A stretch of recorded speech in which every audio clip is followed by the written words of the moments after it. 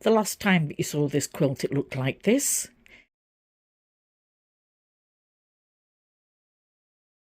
And it's been folded for about 4 weeks. So the first thing I'm going to do is iron it.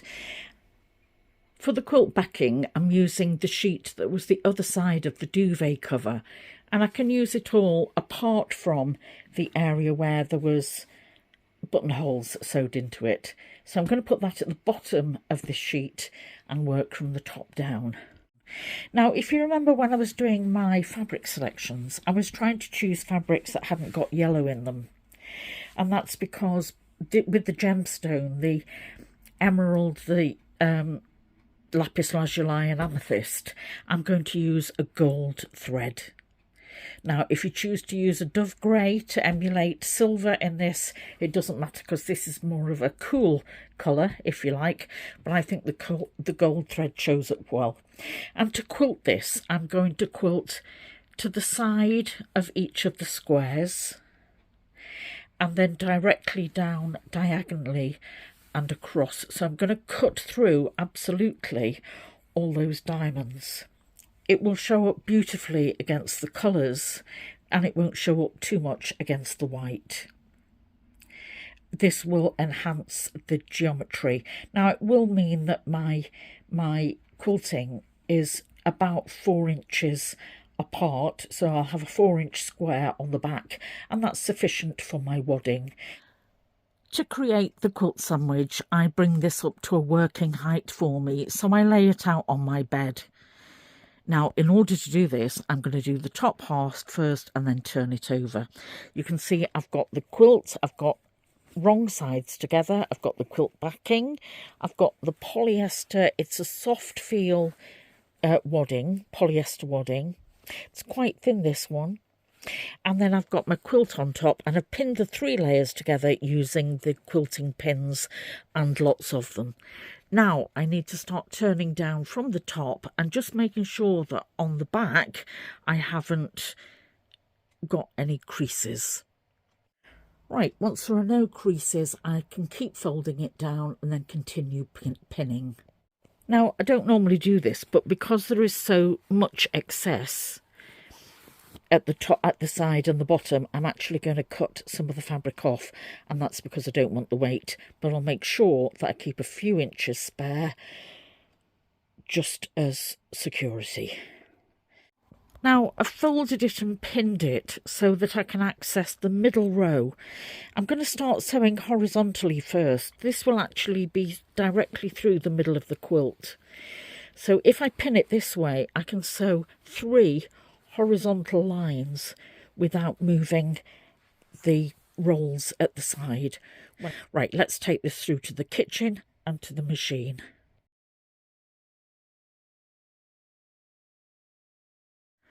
So I'm at my Singer heavy duty machine and I've loaded up my top thread and my bobbin. You can see I've prepared a spare bobbin there, and I'm using a Silco mercerised cotton thread. This is vintage thread. This is 50 weight thread and I call this colour gold. Same colour in the top and the bobbin. Now my tension is on 4, my needle position is to the right, and my stitch length has been increased to a 4, and I've got a straight stitch. Now, as you can see, I'm using my extension table and I've got something to the left of me to take the weight of the quilt. So that's important that as you're working, your work is flat. I always recommend that you begin from the middle of the quilt and work outwards. And that's exactly what I'm going to do now.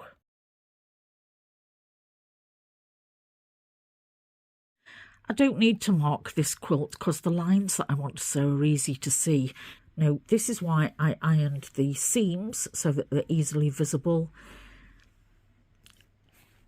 And then I'm going directly from point to point to point to point to point. So it's a question of following the point lines. If in any doubt, draw the lines in first. Right, this quilt doesn't have a border. So it's important that as I do back stitches for and afterwards, I don't do them more than 1/4 of an inch in, otherwise the back stitches are going to show on the quilt itself. If I bury them in what's going to be the seam allowance, then it's going to be tucked under the trim. Before you go any further, check your tension on the front and on the back. I'm happy with that, so I'm going to continue now.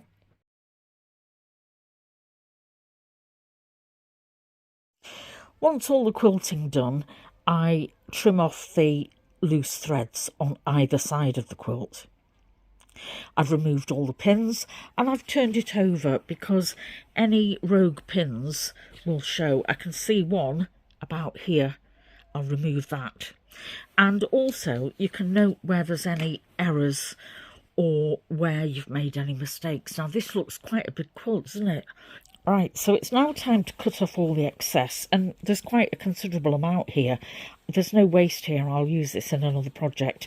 But it's now back to my cutting board, my acrylic rulers and my rotary cutters, and I've showed you many times how I square this up in the kitchen. I've left one post-it note in place so I know which way is the top. And you can see that I left a stay stitch along one side. That stay stitch will have to come out. This is the first quilt I've made that hasn't got a border on it before I attach a trim. So it's important when I cut, I make sure I don't cut off my points. You'll see that I've got my 1/4 inch seam line just here. And I'm going to use my cut line here. For my trim, I'm using this 1 inch purple bias binding, and I've changed my top thread and my bobbin thread to a Silco purple thread. I still have my needle in the correct position and I've left my walking foot on. But I am going to change my stitch length back down to about 2.25. The other thing I've done is I've just cleaned with a soft brush any lint from around the needle casing and inside the bobbin casing. There wasn't much that came off that polyester wadding, I'm pleased to say.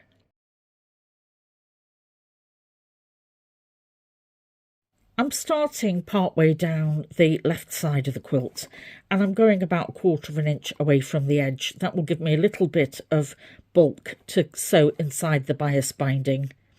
Now I can only go 1/4 of an inch because, as you remember, I need 1/4 of an inch leeway so I don't cut off my points. As ever, I'm going to begin and end with a back stitch, and I'll show you the mitered corners as I go. I'm going to sew until I'm 1/4 inch away from the edge. Then leave the needle in the down position, lift the presser foot, and now I'm going to turn the fabric so I'm at a 45-degree angle, and I'm going to sew off this edge to this corner. So to do that, I've put my presser foot down again and I'm going to sew those few stitches to the corner, just off the edge. Now lift the presser foot again and turn your fabric. So my fabric is now at 90 degrees again. I've turned the bias binding back on itself so that this folded edge is level with the raw edge. And you can see through the bias binding where the fold is. So I'm going to start stitching and put my needle in exactly where I'm pointed to right now. With the presser foot down and the needle now down, I can continue to sew. Let me show you where I'm aiming to get so I don't cut my points off. Just on this seam, you can see just here, let me get my pointer again. I'm trying to get the bias binding on just where this seam lies, just right at the point here without cutting it off. The beauty of using bias binding is that you can see through it and you can see exactly where your stitches need to go, even when you're using a darker colour. There's a reason why I leave the top edge for last, and that's because I've practised my corners and my seam edgings on the other 3 sides first. This is the one that's going to get the most scrutiny.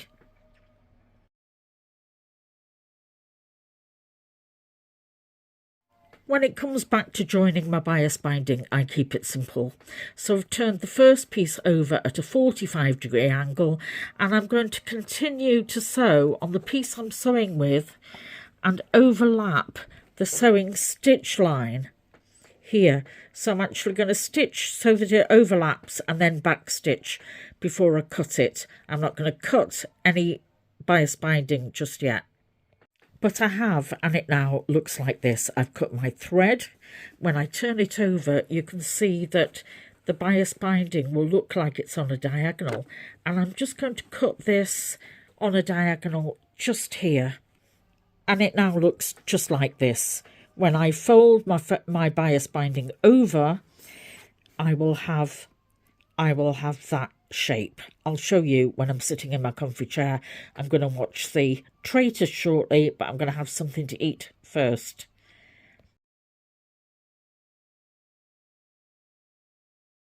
I turn over the binding and secure it in place with pins and clips, and then sew it with a slip stitch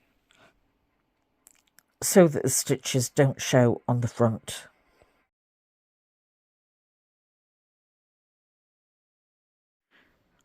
Well, here's the completed quilt. I called it the Adapted Chandelier Quilt, and my name for it was the Gemstone Quilt.